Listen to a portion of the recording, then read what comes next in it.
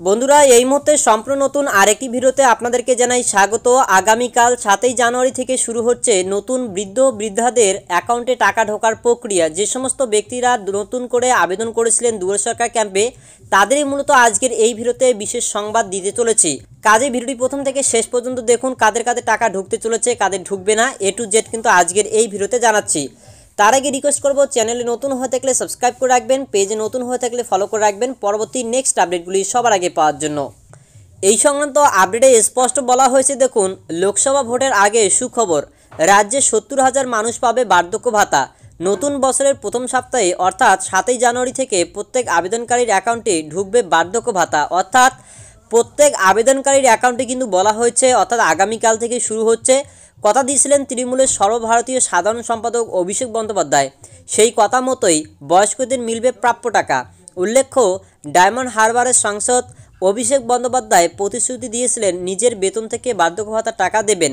সেই মতোই দুয়ারে সরকার শিবিরে প্রাপকদের আবেদন করতে বলেছিলেন। আবেদনকারীর সংখ্যা দাঁড়িয়েছে 70,000। নতুন বছর অর্থাৎ 2024-এর 7ই জানুয়ারি আবেদনকারীদের অ্যাকাউন্টে টাকা ঢুকে যাবে। অর্থাৎ আগামীকাল থেকে কিন্তু টাকা ঢুকতে চলেছে, 70,000 মানুষ কিন্তু পাবে। আবেদনকারীদের অ্যাকাউন্টে টাকা ঢুকে যাবে, এমনটাই বললেন অভিষেক বন্দ্যোপাধ্যায়। রাজ্যের বিভিন্ন জায়গায় যারা প্রাপ্য টাকা থেকে বঞ্চিত ছিল, তাদেরকে জোরদার প্রতিশ্রুতি দিয়েছিলেন অভিষেক। লোকসভা ভোটের আগে রাজ্যের মানুষের কাছে এক বড় পাওনা বলেই মনে করছেন রাজনৈতিক মহল। অন্যদিকে রাজ্যের বকেয়া টাকা নিয়ে কেন্দ্রকে বারবার জানানো হলেও কোনো লাভ হয়নি। রাজ্যকে সমস্ত দিক থেকে বঞ্চিত করেছে কেন্দ্র বিজেপি সরকার। রাজ্যের সাধারণ মানুষ বিজেপির বঞ্চনা নিয়ে একেবারেই সন্তুষ্ট নয়। এদিকে কেন্দ্রকে রীতিমতো বুড়ো আঙুল দেখিয়ে রাজ্যের সর্বভারতীয় সাধারণ সম্পাদক অভিষেক বন্দ্যোপাধ্যায় বার্ধক্য ভাতা, 100 দিনের কাজের টাকা, এমনকি সাধারণ মানুষের প্রাপ্য টাকা দিতে যথেষ্ট তৎপর হয়েছেন, যা রাজ্যবাসীর কাছে অত্যন্ত আনন্দের। মানুষের সমস্যা নিয়ে একের পর এক জনদরদি কাজ করে চলেছে তৃণমূল কংগ্রেস। অভিষেক বন্দ্যোপাধ্যায় দলের একনিষ্ঠ সৈনিক হয়ে নতুন বছরের প্রথম সপ্তাহে বয়স্কদের প্রাপ্য টাকা প্রদান করবেন। বিষ্ণুপুর, ফলতা, ডায়মন্ড হারবার, বজবজ, মহেশতলা, সাতগাছিয়া ও মেটিয়াবুরুজে তৃণমূলের সাধারণ সম্পাদক অভিষেক বন্দ্যোপাধ্যায়ের কথা মতো 60টি জায়গায় বার্ধক্য ভাতা প্রদান করা হবে এবং প্রতিটি বিধানসভার জন্য আলাদা আলাদা সভা করতে চান অভিষেক। অর্থাৎ যে সমস্ত জায়গাগুলির নাম উল্লেখ করা হলো, এই সমস্ত জায়গাগুলিতেই কিন্তু বার্ধক্য ভাতার টাকা দেওয়া হবে। আগামীকালই কিন্তু শিবির আয়োজন করে কিন্তু এই টাকাগুলি দেওয়া হবে। এই নিয়ে লাইভ ভিডিও আপনারা কিন্তু পেয়ে যাবেন এই চ্যানেল এবং ফেসবুক পেজে।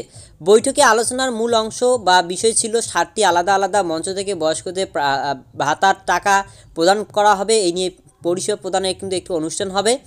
ডায়মন্ড হারবারবাসীর কাছে অত্যন্ত আনন্দের বিষয় যে প্রাপ্যরা নতুন বছরে টাকা পাবেন। এ বিষয়ে বিষ্ণুপুরের বিধায়ক তথা পরিবহন প্রতিমন্ত্রী দিলীপ মণ্ডল বলেন, আমাদের বিধানসভা কেন্দ্র থেকে সাংসদ তার পরিষেবা দেবেন, এতে বিষ্ণুপুরবাসী খুবই খুশি। যাই হোক, এই মুহূর্তে আপনারা বুঝতে পারলেন যে 60টি জায়গার নাম উল্লেখ করা হলো। এই 60টি জায়গা থেকেই মূলত কিন্তু টাকাগুলি প্রদান করা হবে। এখানে বলা হয়েছে 60টি জায়গায় বার্ধক্য ভাতা প্রদান করা হবে এবং প্রতিটি বিধানসভার জন্য আলাদা আলাদা সভা করতে চান অভিষেক।